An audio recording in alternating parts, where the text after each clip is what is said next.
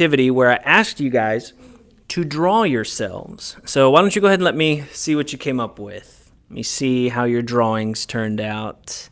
Okay. Saw Lily's. Let's see Maddie's.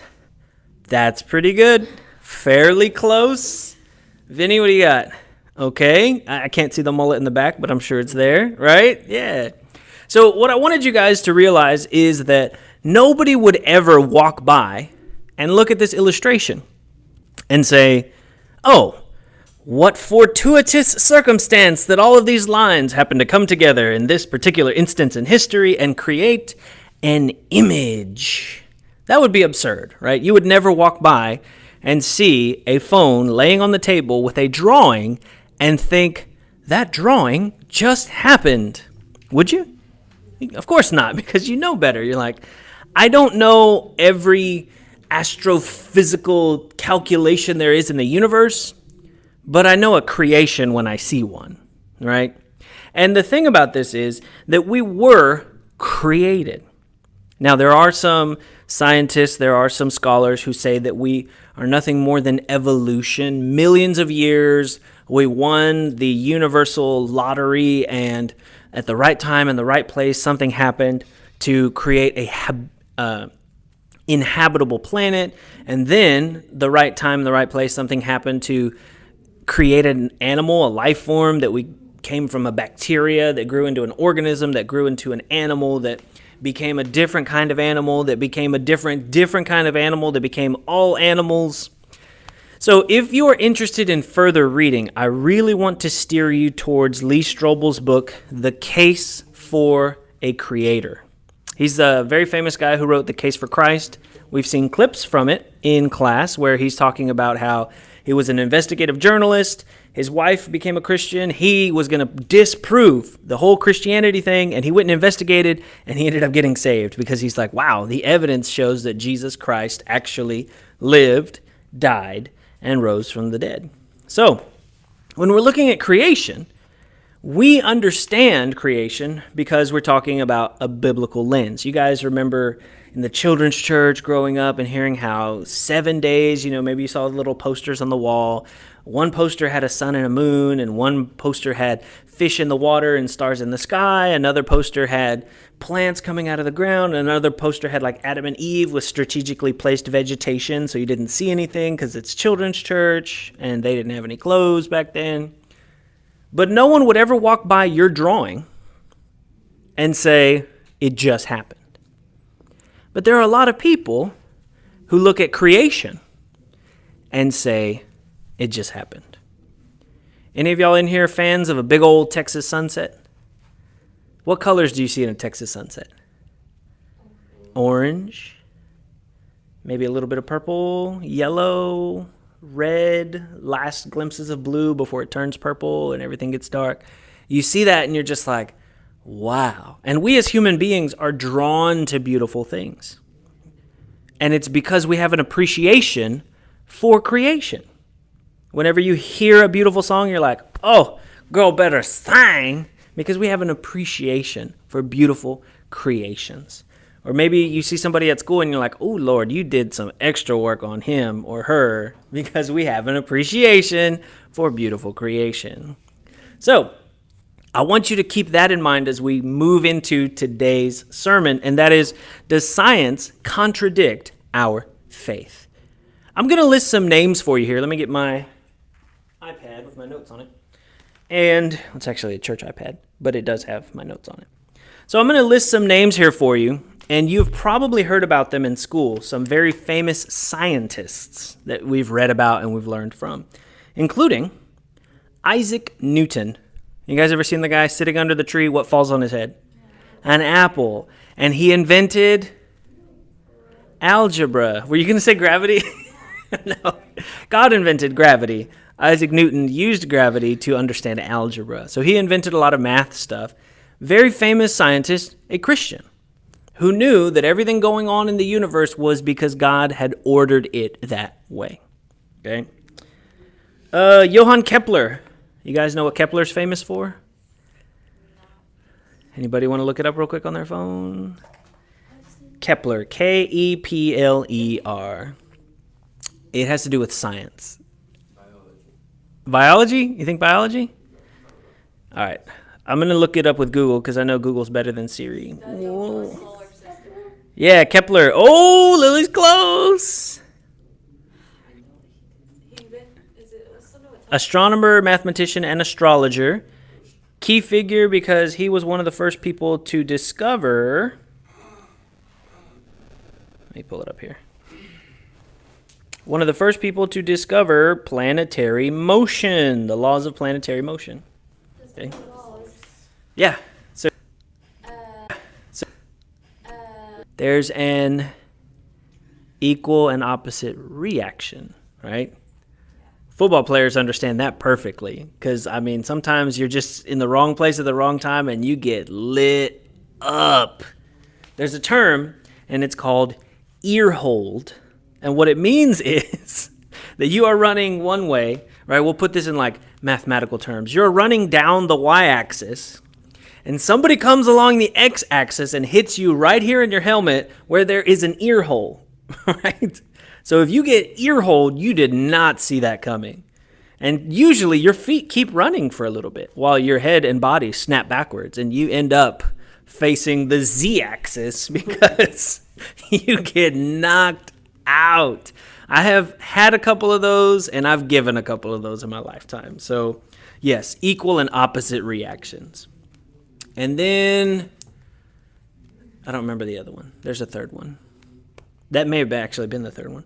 But Isaac Newton, famous scientist, believed that all of creation and all of mathematics and all of the order came because God is intelligent and smart like that.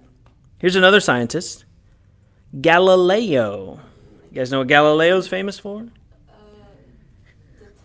Yeah, telescopes looking at the planets and stuff. And he looked out, and he was one of the first people who was like, you know, guys, the Earth is not the center of the universe. Because people back then were so vain. Like, it's all about us, right? Keeping up with humanity. So Galileo, Newton, Kepler, and a bunch of other scientists, Einstein, they all believed in God. And they knew, like, wow, look at what he hath done. Like, God created these things. And the weird thing is, we use the word discover. What does the word discover mean? You found something. So when you use the word discover, I want you to think about this. Did it just show up?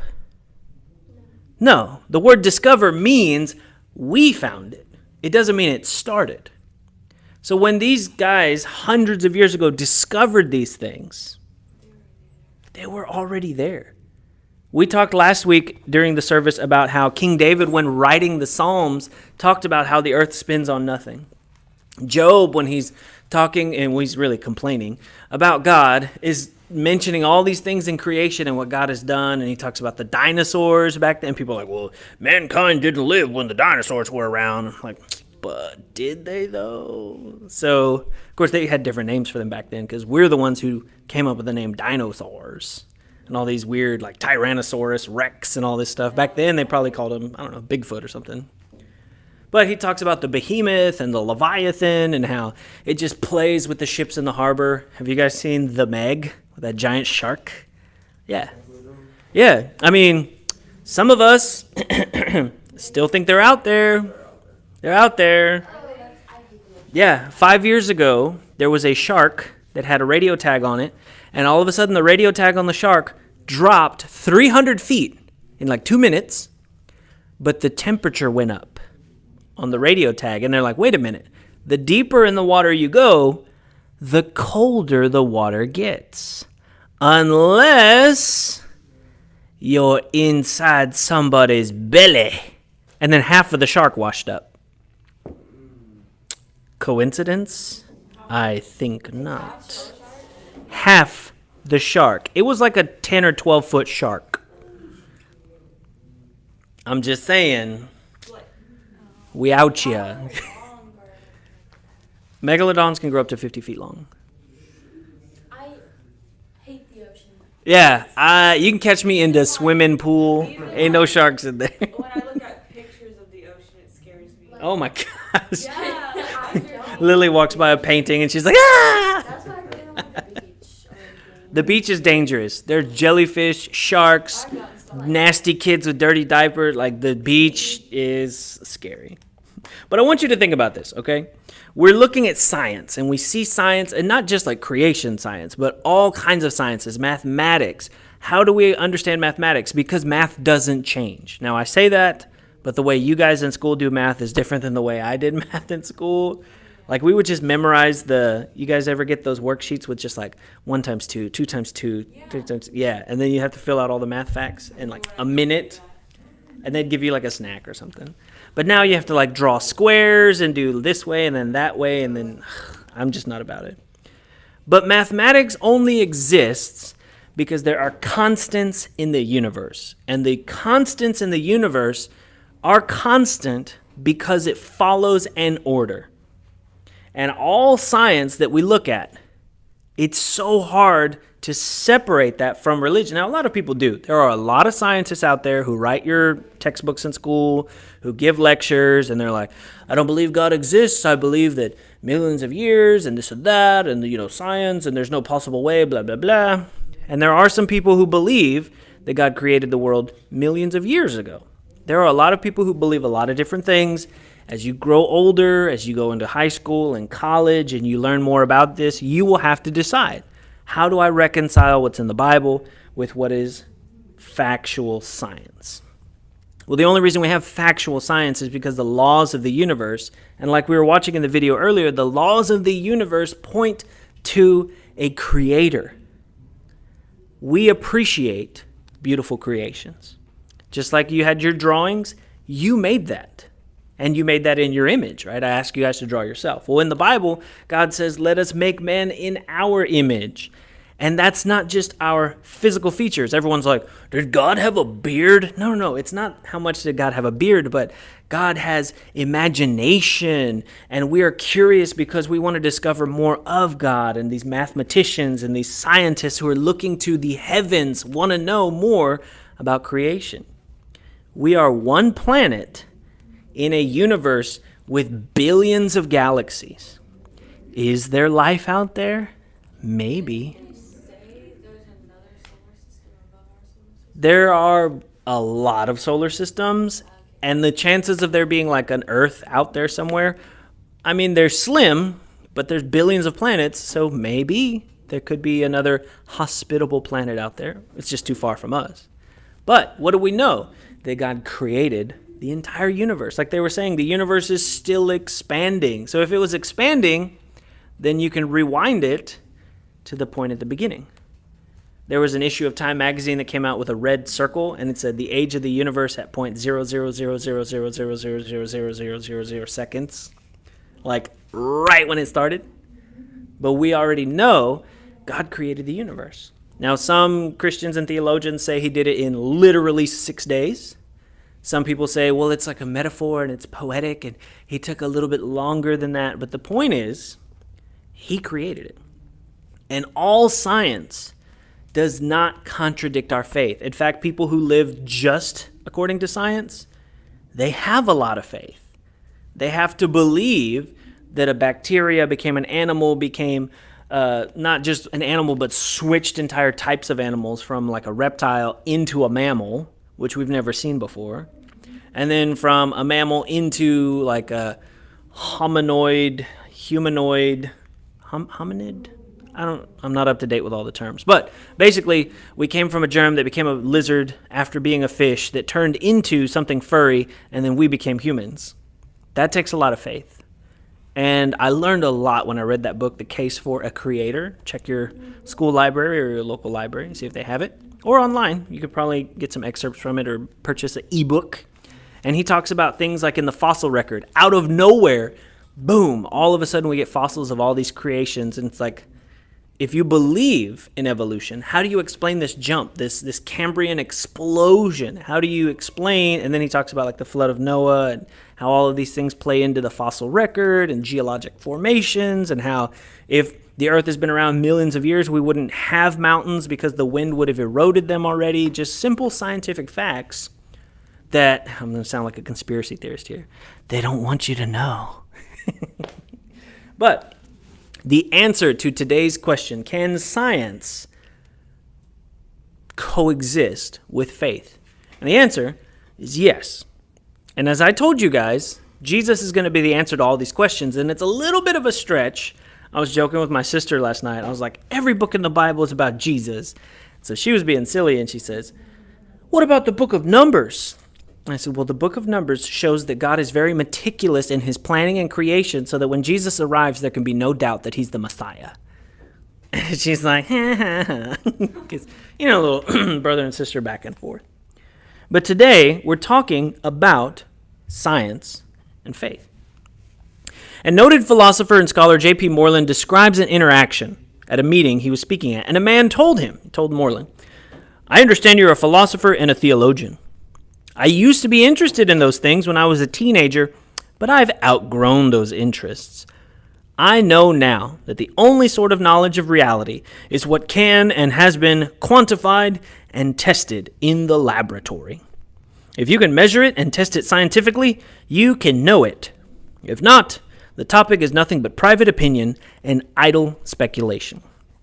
So I'm going to kind of wrap this up today by teaching you guys the difference between historical science and observational science.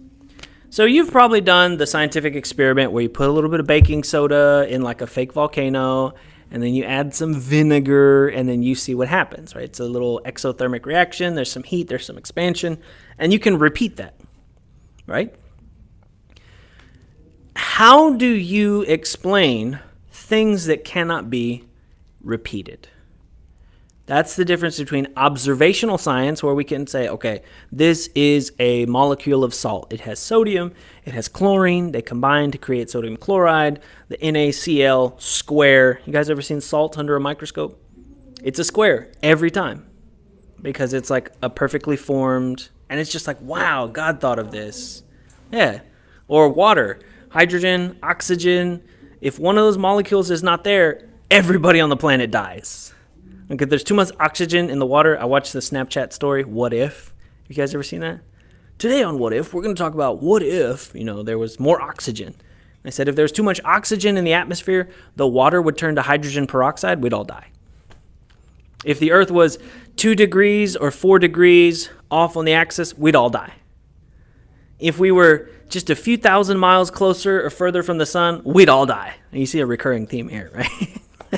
Of course, now they're like, if we don't cut off the carbon emissions, we're all going to die. What's that? The little girl, you've stolen my childhood. You know what I'm talking about? So I want you to recognize this. The people who say you can't prove that God exists, well, not according to observational science, because you're not going to be like, okay, I've got 3 drops of God. I'm going to drop them here and bloop, bloop. Oh, look what happened. Well, no, God doesn't fit in your little box. God exists outside of space and time. I messed with my students the other day. I'm like, guys, time is a social construct. Like, what are you talking about? I said, time doesn't exist. We do not, how did I say it? We do not travel through time. Time travels through us. And they were like, what? I was just messing with them. I like to have fun with my students from time to time. But scientifically, everything that you're going to discover, everything that you read in your books, I want you, like the next time that you cut open a frog, or the next time you look at like the circulatory system or the respiratory system or like the digestive system or even like the reproductive system, you know that God created that and it came out of his mind. That's why human beings are creative, because we're made in his image. Those people who like splash the paint on the wall and they're like drawing things and then they flip it upside down and you're like, they had us in the first half. I'm not going to lie.